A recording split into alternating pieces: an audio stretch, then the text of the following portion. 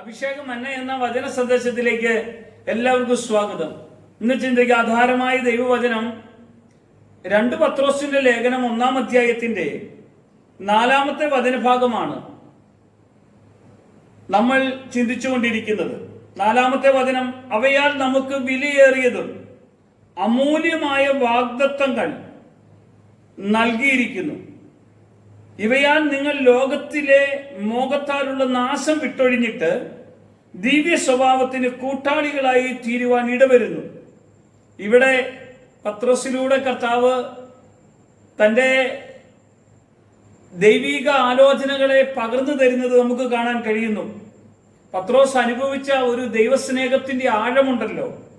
നമുക്ക് വിലയേറിയതും അമൂല്യമായ വാഗ്ദാനങ്ങളാണ് അല്ലെങ്കിൽ വാഗ്ദത്തങ്ങളാണ് ദൈവം നമുക്ക് നൽകിയിരിക്കുന്നത്. ഇവയാൽ നിങ്ങൾ എന്ത് ചെയ്യണം? ഒന്ന്, ഈ ലോകത്തിലുള്ള മോഹം വിട്ടൊഴിഞ്ഞിട്ട് ദിവ്യ സ്വഭാവത്തിന് കൂട്ടാളികളായി തീരണം. നമ്മുടെ സ്വഭാവം മാറണം. ലോകത്തിൽ നമുക്ക് വരുന്ന നാശത്തെ, പാപം മൂലമുള്ള ബന്ധനത്തെ, പാപത്തിൻ്റെതായ എല്ലാ അസ്വസ്ഥതകളെയും വിട്ടൊഴിഞ്ഞിട്ട് നമ്മൾ എന്ത് ചെയ്യണം? ദിവ്യ സ്വഭാവത്തിന് മാറ്റം. എങ്ങനെ? ഏത് സ്വഭാവം?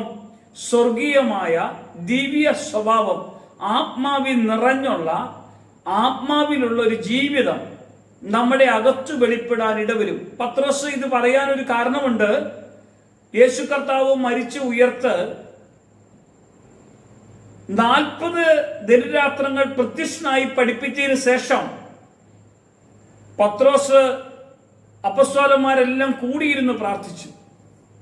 അപ്പോഴാണ് പരിശുദ്ധാത്മാവ് അവരുടെ മേൽ ഇറങ്ങി വന്നപ്പോൾ പത്രോസിന്റെ സ്വഭാവം ദിവ്യ സ്വഭാവമായി മാറി. അന്നേരം പത്രോസ് പറയാണ്, ഞാൻ ദിവ്യ സ്വഭാവമുള്ള ഒരു മനുഷ്യനാണ്, നിങ്ങളും ഇതുപോലെ ഇതിനൊരു കൂട്ടാളികളായി തീരുവാൻ ദൈവം ഇടയാക്കി. കണ്ടോ എങ്ങനെയാണ് ദിവ്യ സ്വഭാവം വരുന്നത്? പരിശുദ്ധാത്മാവ് നമ്മുടെ മേൽ വന്ന് നിറയുമ്പോൾ.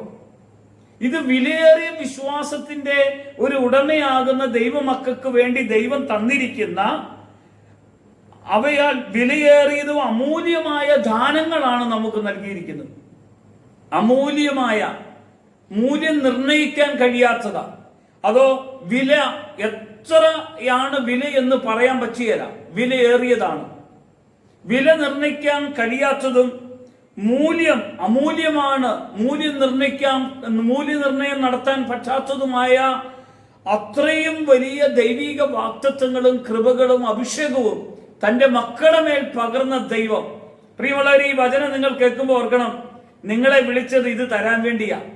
അമൂല്യമായ ദൈവകൃപ, ആ വാഗ്ദത്തങ്ങൾ, ദൈവിക അഭിഷേകം, ദിവ്യ സ്വഭാവത്തിന്റെ ഒരു കൂട്ടാളിയായി, ഒരു ദൈവമകനാക്കി, മകളാക്കി ദൈവം വേർതിരിക്കാൻ വേണ്ടിയാ ഈ വചനം നമ്മോട് സംസാരിക്കുന്നത്. ഈ വചനം കേൾക്കുന്ന നിങ്ങൾക്ക് ദൈവകൃപയുടെ ആഴം അനുഭവിക്കാൻ കർത്താവ് ഇടയാക്കട്ടെ. യേശു മഹത്വം എടുക്കട്ടെ. യേശുവിന്റെ നാമത്തിൽ തന്നെ ആമേൻ.